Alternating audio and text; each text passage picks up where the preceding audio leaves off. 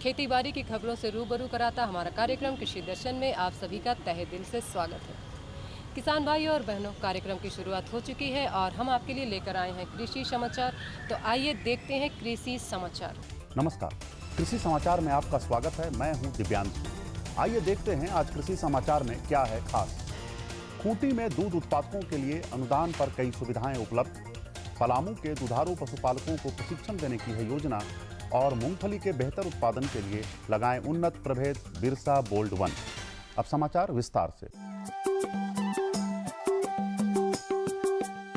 खूंटी के ग्रामीण क्षेत्रों में प्रगतिशील दुग्ध उत्पादकों और डेयरी उद्यमियों को उनके दूध उत्पादन व्यवसाय के विस्तार तथा आधुनिकीकरण के लिए कई प्रकार की सहायता उपलब्ध कराई जा रही है।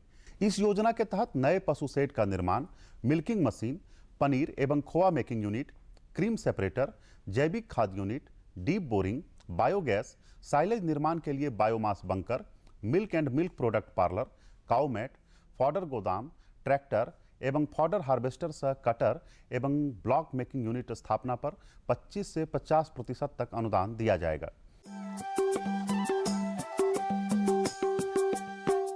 पलामू जिला के ग्रामीण क्षेत्रों में दूध उत्पादन कार्यक्रम को स्वरोजगार सृजन का सबल साधन के रूप में विकसित करने और डेयरी विकास के माध्यम से ग्रामीण अर्थव्यवस्था को मजबूत करने के उद्देश्य से प्रशिक्षण कार्यक्रम आयोजित करने की योजना बनाई गई है। इसमें 6 दिवसीय दुधारू पशु प्रबंधन एवं पशु पोषण प्रशिक्षण, दूध उत्पादकों को राज्य में और राज्य के बाहर के संस्थानों में विशेष प्रशिक्षण और राज्य में एवं राज्य के बाहर परिदर्शन तथा परिभ्रमण कार्यक्रम शामिल है। इसके लिए वैसे आवेदक जो पलामू जिला के अस्थायी निवासी हों, साक्षर हों, जिनकी उम्र 18 से 55 वर्ष हो, दुधारू मवेशी पालन करते हों या करने के इच्छुक हों और पिछले 3 वर्षों से इस तरह का प्रशिक्षण नहीं लिए हों, वे इसके लिए योग्य माने जाएंगे। इस प्रशिक्षण में भाग लेने के लिए पलामू के दूध उत्पादक जिला गव्य विकास कार्यालय पलामू में 16 सितंबर 2017 तक आवेदन कर सकते हैं। बरसात के मौसम में मिर्च की खेती से अच्छी उपज लेने के लिए 2 बातों पर विशेष ध्यान दें। सबसे पहले बुआई में कतार से कतार और पौधा से पौधा के बीच अनुशंसित दूरी रखें। उसके बाद खेत में जल निकास की उत्तम व्यवस्था करें ताकि जल जमाव ना हो। मिर्च फसल से ज्यादा उपज प्राप्त करने के लिए किसान आमतौर पर खेत में ज्यादा से ज्यादा पौधा लगाना चाहते हैं। इससे उन्हें अधिक उपज नहीं मिलेगी, क्योंकि कतारों और पौधों के बीच पर्याप्त दूरी नहीं होगी तो पौधों का बेहतर विकास नहीं होगा और ज्यादा फल भी नहीं लगेंगे। इसलिए मिर्च की बुआई में अनुशंसित दूरी रखें। यह अनुशंसित दूरी है कतारों के बीच 50 सेंटीमीटर और बीज से बीज 50 सेंटीमीटर। चूंकि बरसात के मौसम में खेती होगी तो खेत में जल जमाव भी होगा। जल जमाव मिर्च की खेती के लिए घातक है, इसलिए खेत में नाली बनाकर जल निकास की व्यवस्था करें। हाँ, इसके कतार से कतार और पौधा पौधा दोनों की 50-50 सेंटीमीटर की दूरी रखते हैं। किसान भाई इस बात का ध्यान रखें कि मिर्च जब भी लगाएं 50 से 50 सेंटीमीटर की दूरी रखें और उसमें भी जल निकासी की अच्छी व्यवस्था रखें। चारों तरफ, खेत के चारों तरफ अच्छी नाली बना के रखें जिससे कि पानी की निकासी अच्छी तरह से हो। राज्य के जो किसान मूंगफली की खेती करना चाहते हैं वे इसके बेहतर उत्पादन के लिए उन्नत प्रभेद बिरसा बोल्ड 1, AK12, AK13 या AK14 लगाएं। झारखंड में मूंगफली की खेती के लिए हल्की बलुई मिट्टी वाले खेत का चुनाव करें। जिन प्रभेदों के दाने फैलने वाले हों उनकी बुआई में 70 से 75 किलोग्राम बीज प्रति हेक्टेयर की दर से लगाएं। जिन प्रभेदों के पौधे गुच्छे वाले हों उनकी बुआई में 80 से 90 किलोग्राम बीज और जिन प्रभेदों के पौधों में फैलने वाले बड़े दाने लगते हैं उनकी बुआई में 120 से 125 किलोग्राम बीज प्रति हेक्टेयर की दर से बोएं।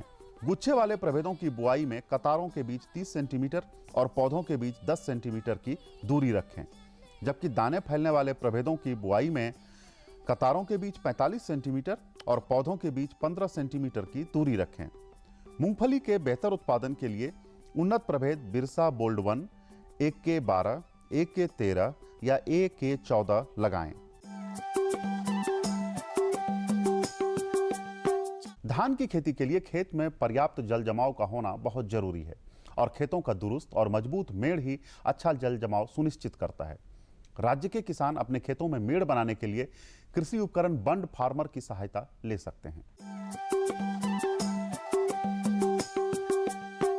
आज हम जानेंगे बैगन फसल में फलछेदक कीट के नियंत्रण के उपाय के बारे में। बैगन फसल में यदि 5% से ज्यादा फलछेदक कीट का प्रकोप दिखे तो साइपरमेथ्रिन 25 EC दवा 200 ग्राम प्रति हेक्टेयर की दर से घोल बनाकर फसल पर छिड़काव करें, या कार्बेरिल WP दवा 3 ग्राम प्रति लीटर पानी की दर से घोल बनाकर फसल पर छिड़काव करें।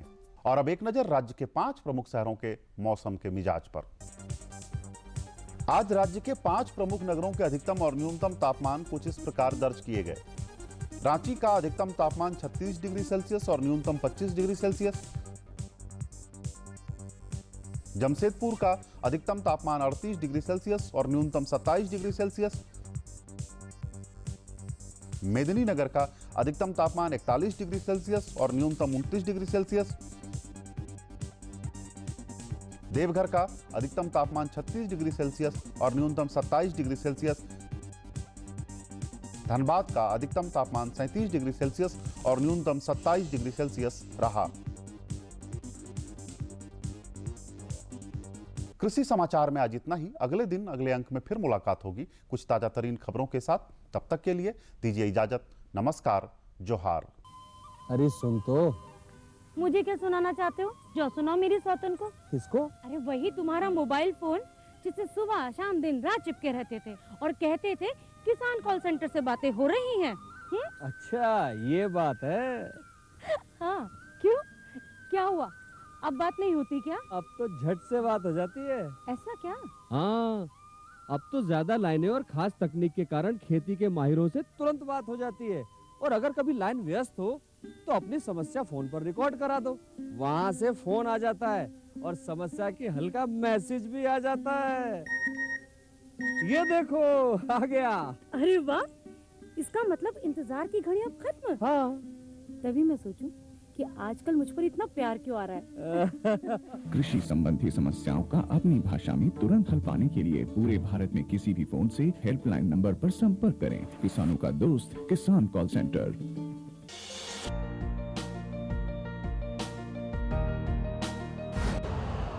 यूरिया का स्वदेशी उत्पादन 70 लाख टन बढ़ाने के लिए 6 उर्वरक संयंत्रों का उद्धार किया जा रहा है। FCIL के गोरखपुर, सिंदरी, तलचर और रामागुंडम संयंत्र, HFCL की बरौनी इकाई और BVFCL की नामरू फोर्थ। सोने पर सुहागा ये है कि देश में अब बनेगा सिर्फ नीम लेपित यूरिया, क्योंकि इससे होगा किसानों का फायदा ही फायदा। अनाज का उत्पादन 10% तक बढ़ेगा। बढ़ेगी 10 से 15% नाइट्रोजन क्षमता।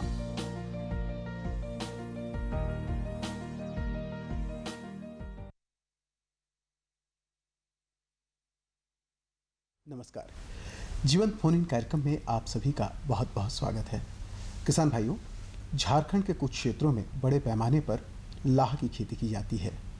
किसान भाइयों, आज हम बात करेंगे कुसमी लाह फसल की कटाई और बीज संचारण, कीट संचारण के बारे में। किसान भाइयों, आज हमारे साथ इस विषय पर बातचीत करने के लिए डॉक्टर के शर्मा हैं।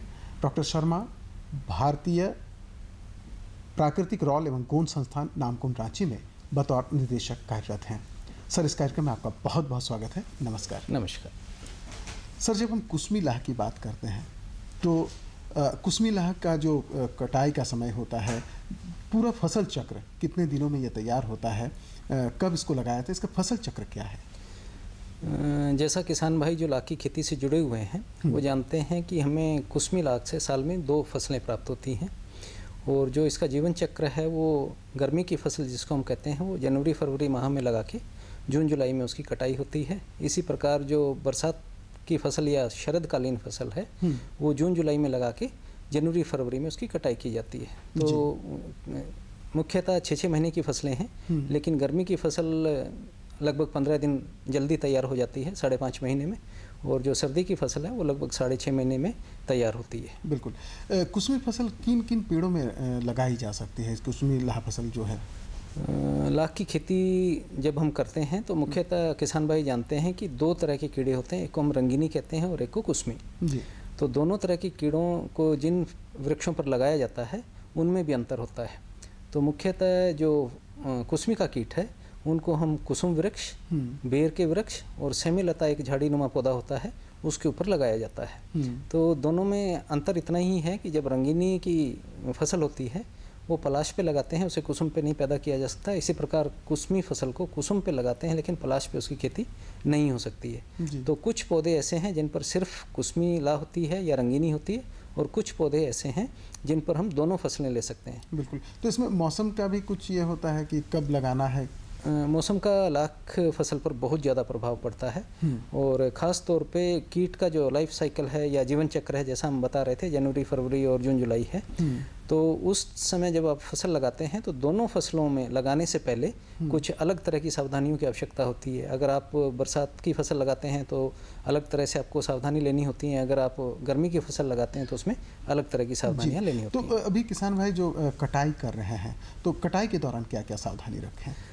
किसान भाई जो अभी फसल की कटाई कर रहे हैं वो जानते हैं कि अभी वर्षाकालीन फसल की कटाई हो रही है, और इस दौरान उन्हें जो मुख्य सावधानियां बरतनी चाहिए वो ये हैं कि जब भी वो फसल की कटाई करते हैं सबसे पहले तो इस बात का ध्यान रखें कि फसल अच्छी तरह से पककर तैयार हुई है या नहीं हुई है।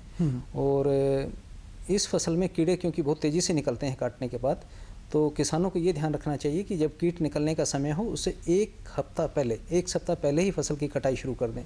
और वो कैसे जानेंगे कि फसल पकने में अभी एक सप्ताह है, तो उसके लिए कुछ वैज्ञानिक विधियां हैं। बिल्कुल।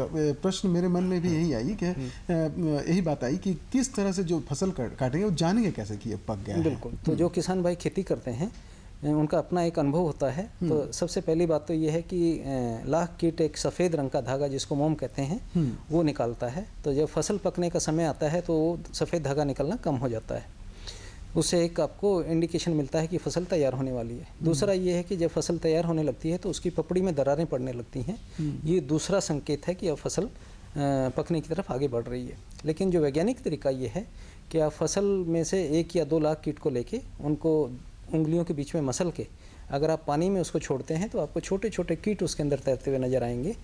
तो उससे ये पता चल जाता है कि अब ये फसल पूर्णतः तैयार है और लगभग 1 हफ्ते या 10 दिन के अंदर इसमें से कीट निकलना शुरू हो जाएंगे। बिल्कुल। ये तो बात हो गई कि मतलब कब काटें, अब क्या सावधानी रखें? तो जैसा हम अभी बात कर रहे थे कि जब उन्हें ये पता चल जाता है कि फसल कटने के लिए तैयार है, तो सबसे पहले फसल काटते वक्त इस बात का ख्याल रखें कि जिन पेड़ों पे भी अलग अलग समय पे कीट निकलते हैं, 2-4 दिन का अंतर होता है। तो जिन पेड़ों से लाख की कीट निकलने लगे हैं उनको पहले काटें, और काटने के बाद चूंकि बरसात का मौसम है उनको जो बीहन लाख आपका निकलता है उसको भीगने ना दें। तो तुरंत उसको कटने के बाद उसकी कटाई छटाई करें, पत्ते हटा दें, वो टहनियाँ जिनके ऊपर लाख नहीं बैठा हुआ है कीड़ा उनको हटा दें, और 6 से 8 इंच के टुकड़े बना लें उनके छोटे छोटे, और उनके 100 ग्राम के बंडल बना के लगाने से पहले उनके बंडल बना लें, और फिर उनको छायादार जगह पे या जहाँ पे आपका बरसात का अगर मौसम है, बरसात हो रही है तो भीगने ना पाए ऐसी जगह पे उनके बंडलिंग बनाएं। बिल्कुल। बहुत अच्छी तरह से आपने बताया कि किस तरह से कटाई किया और कब कटाई किया जाना चाहिए। इसके बाद जो कटाई के बाद का जो अगला चरण है वो भंडारण का है।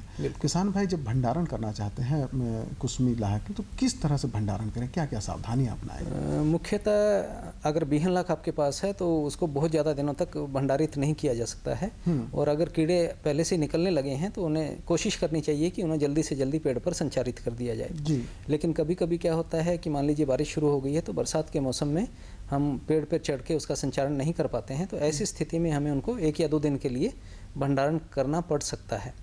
तो उसके लिए सबसे पहले ज़रूरी बात तो ये है कि जैसा मैंने पहले बताया था कि वो भीगने ना पाए, और दूसरा जब आप बंडल बना के रखते हैं तो उनको इस ढंग से बंडल बनाएं कि बहुत ज़्यादा कस के ना बांधें ताकि आपस में जुड़ ना जाएं टहनियाँ। और तीसरी ये बात है कि कभी कभी क्या होता है कि हम ऐसी जगह पे रख देते हैं जहाँ पे सीलन होती है या उस तरह की चीज़ होती है, तो अगर कीट नहीं निकल पा रहे हैं तो जहाँ पे थोड़ा सा गर्मी का एहसास हो कीट को, ऐसी जगह पे रखेंगे तो जो बीहन लाख है वो स्वस्थ भी रहेगा और उसमें से कीट भी अच्छे ढंग से निकल पाएंगे। बिल्कुल। अब कीट संचारण पर आते हैं। जब हम कीट संचारण की बात करते हैं तो जो किसान भाई कीट संचारण करना चाहते हैं वो संचारण के पूर्व और संचारण के बाद कुछ खास सावधानियां क्या रखें? हाँ बिल्कुल। तो जब बीहन लाख हम काट के रखते हैं तो जैसा हम लोग सब जानते हैं कि जो उसके शत्रु कीट होते हैं वो बीहन लाख के अंदर ही होते हैं जी। तो ऐसे बीहन लाख का चुनाव करें जो स्वस्थ हो, जिसमें शत्रु कीटों का प्रकोप ना हो और पूर्णतः पका हुआ हो। दूसरी सावधानी उनको ये बरतनी चाहिए कि जो आप बीहन काट के बंडलिंग बना रहे हैं उसके अंदर मुख्यतः इस सीजन में जब बरसात का सीजन है तो उसको जाली में भर के ना बांधें। तो अगर जाली में भर के बांधेंगे तो बरसात के मौसम में जाली में पानी रुक जाता है और उसकी वजह से जो उसके अंदर छिद्र होते हैं वो बंद हो जाते हैं और लाख का कीट जो बीहन लाख से निकलता है वो बाहर नहीं निकल पाता है और साथ में फफूंदी का भी उसके ऊपर प्रकोप हो जाता है और बीहन लाख की क्षति होती है। बिल्कुल, आपने बताया कि जाली में उसे ना रखें, तो कोई दूसरा उपाय इसका, कोई वैकल्पिक उपाय? हाँ बिल्कुल है, और इस मौसम में ख़ास तौर पे जब हम जाली की अनुशंसा नहीं करते हैं तो उसके लिए बीहन लाख को आपको कीटनाशक दवा से उपचार करके लगाना चाहिए।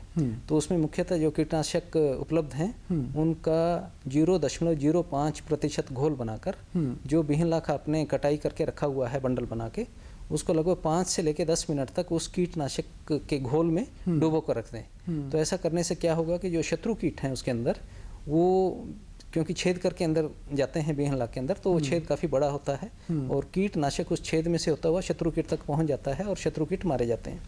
लेकिन जहाँ से वो छेद, जहाँ से लाख कीट निकलते हैं वो बहुत छोटा होता है, उसकी वजह से कीटनाशक घोल उसके अंदर नहीं जा पाता है, तो हमारा बीहन लाख सुरक्षित रहता है और शत्रु कीट उसमें मारे जाते हैं। बिल्कुल, बहुत सारे किसान इस बात से डरते हैं कि अगर, क्योंकि जीव वाली बात है कि उपचारित करेंगे तो इसमें नुकसान हो सकता है, ऐसे किसानों के लिए आपका क्या संदेश है? बिल्कुल ये संभावना बनी रहती है, अगर आप ठीक से उपचार नहीं करेंगे तो नुकसान भी हो सकता है। तो उसके लिए 2 सावधानियां मुख्यतः रखनी जरूरी होती हैं। एक तो कि कितना कीटनाशक डाल के आप घोल बनाते हैं उसकी मात्रा उचित होनी चाहिए। अगर कम डालेंगे तो उसका प्रभाव नहीं होगा, ज़्यादा डालेंगे तो उसका बीहन लाख के ऊपर भी विपरीत प्रभाव होगा। और उपचारित करने से कई तरह के लाभ भी उनको मिल पाएंगे। बिल्कुल बिल्कुल मिल पाएंगे। और दूसरी सावधानी उनको ये बरतनी है कि जैसा मैंने बताया 5 से 10 मिनट, तो उसमें 10 मिनट से ज़्यादा होने पर बीहन लाख के ऊपर भी उसका विपरीत प्रभाव पड़ने लगता है। अच्छा। और भिगोने के समय बाद समय बहुत महत्वपूर्ण है और लाख कीटनाशक की मात्रा महत्वपूर्ण है। निकालने के बाद उसको थोड़ी देर हवा में सुखा लें ताकि उसके अंदर जो गीलापन आ गया था वो दूर हो जाए, उसके बाद उसको पेड़ के ऊपर लगा दें। बिल्कुल। तो जब हम संचारण करते हैं तो क्या किसी पेड़ के हिसाब से उसकी मात्रा भी तय करनी होगी? कितनी मात्रा में हम संचारण करें? बिल्कुल, बहुत अच्छा प्रश्न पूछा है आपने, क्योंकि आप किस पेड़ पे लगाने जा रहे हैं। मुख्यतः इस सीजन में हम बेर या सेमीलता के पौधे के ऊपर बीहन लाख का संचारण करते हैं। अगर आपके पास सेमीलता का पौधा है तो उसमें प्रति पौधा 50 ग्राम, और अगर आपके पास बेर का पौधा है तो उसमें प्रति वृक्ष लगभग 1.5 से 2 किलो बीहन लाख की आवश्यकता पड़ती है। और उसको वैज्ञानिक तरीके से अगर हम बोलेंगे तो जहाँ से आपने पेड़ को कलम किया है उसको प्रूनिंग पॉइंट बोलते हैं। तो उस प्रूनिंग पॉइंट से 4 या 5 डालियाँ निकलती हैं, तो प्रति प्रूनिंग पॉइंट हम 20 ग्राम का रिकमेंडेशन करते हैं। तो इसमें एक औसत जो आकार का वृक्ष है उसके लिए, बेर के लिए 2 किलो और सेमीलता के लिए लगभग 50 ग्राम बीहन लाख की आवश्यकता पड़ती है। बिल्कुल। और जो फुंकी लाख होता है कितने दिनों के बाद उसको उतार देना चाहिए? बीहन लाख में से जब कीड़े निकल जाते हैं तो उसको हम फुंकी लाख बोलते हैं। और हम लोगों की जो अनुशंसा ये है कि आपको बीहन लाख चढ़ाने के लगभग 21 दिन से पहले उसको फुंकी लाख को उतार लेना चाहिए।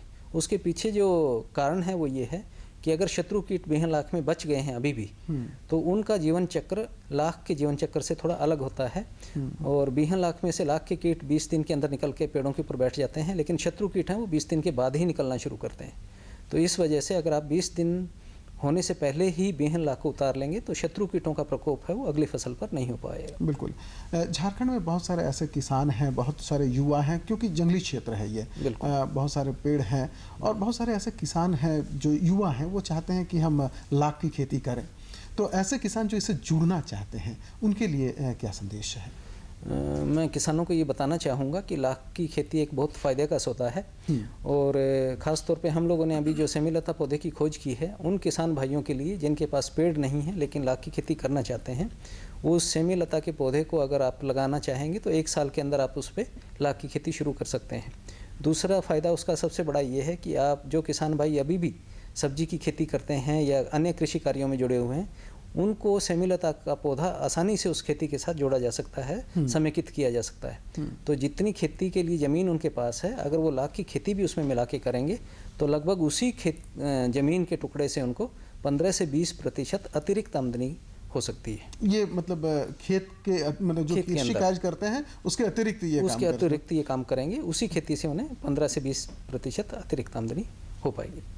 और झारखंड में जो संभावनाएं जो तलाश रहे हैं, किस तरह की संभावनाएं दिखती है आपको लाख की खेती में? क्योंकि बहुत आगे है झारखंड, इसके अलावा भी बहुत सारे किसान हैं जो संभावनाएं तलाश रहे हैं। बिल्कुल, हम इस पर बात करेंगे, लेकिन एक फ़ोन ले लेते हैं। हेलो हेलो जी नमस्कार, बहुत बहुत स्वागत है। नमस्कार। कुसमी फसल कैसा होता है सर, इसका उपयोग किन किन चीजों में होता है? अच्छा, ये जानना चाह रहे हैं कि कुसमी फसल मैंने किस तरह से लगाया जाता है। हालांकि इसकी चर्चा हमने की है, देर से उन्होंने ट्यून किया होगा, तो एक बार फिर से इन्हें बता दिया जाए कि कुसमी फसल किन किन फसलों मैंने कहाँ लगाया जा सकता है। हाँ, नहीं, जैसा आपने पूछा है कि कुसमी फसल अभी लगाने का समय भी है जून जुलाई में, और अभी कुसुम पेड़ पे लगाया गया होगा तो उसको वहाँ से काट के हम लोग बेर पेड़ के ऊपर लगाने की बात कर रहे होंगे, बेड़ पे लगाते हैं। और कुसमी जो लाख होती है वो रंगीनी लाख के मुकाबले हम उसकी गुणवत्ता कहते हैं कि ज़्यादा अच्छी होती है। वो जहाँ भी इसका उपयोग होता है उसको रंगीनी के मुकाबले इसको तरजीह दिया जाता है।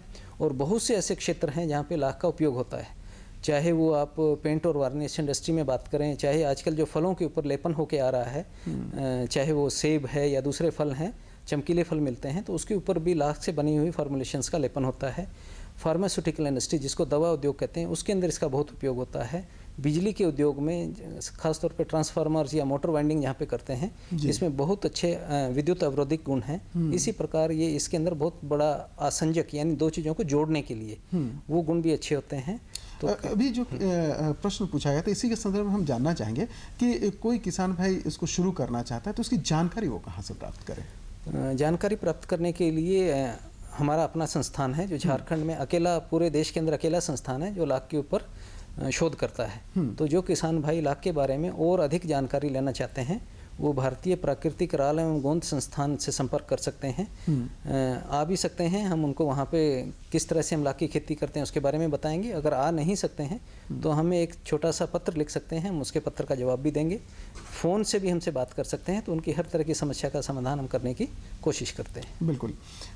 जो किसान भाई इससे जुड़े हुए हैं, जो इस वक्त फसल लगा चुके हैं, वो उनके लिए कुछ खास सुझाव जो आप अपनी तरफ से देना चाहते हैं? बिल्कुल, खास तौर पे जैसा हमने पहले कहा था कि ये बरसात का मौसम है और बीहन लाख लगाने के बाद जो ही कीड़े बैठने लगते हैं तो उसके ऊपर फफूंद का आक्रमण होने का बहुत ज़्यादा डर बना रहता है, क्योंकि लाख का कीट पेड़ से रस चूसता है, रस चूसने के बाद उसमें से एक मधुर रस निकलता है जिसको हम हनी ड्यू कहते हैं, उसकी वजह से उसके ऊपर फफूंद का आक्रमण होता है। तो किसान भाइयों से मेरा ये आग्रह होगा कि जो ही आप बीहन लाख का संचारण करते हैं उसके 3 सप्ताह या 1 महीने के अंदर उसके ऊपर एक फफूंद नाशक दवा का छिड़काव अवश्य कर दें ताकि फसल आपकी सुरक्षित रहे। बिल्कुल। तो किसान भाई, अगर आप कुसमी लाह फसल की खेती करना चाहते हैं तो ऐसी स्थिति में निश्चित रूप से आप उन कोशिशों को जारी रखें जिससे कि फसल अच्छी हो और उसे तुरंत लगाएं, बीहन लाख को संरक्षित रखें, सुरक्षित रखें। किसान भाइयों, उम्मीद है कि आपकी फसल अच्छी होगी, आप कामयाब होंगे। सर, आप इस कार्यक्रम में आए, इसके लिए आपका बहुत बहुत धन्यवाद। और किसान भाइयों, आपसे भी चाहेंगे इजाज़त। नमस्कार। नमस्कार। जोहार।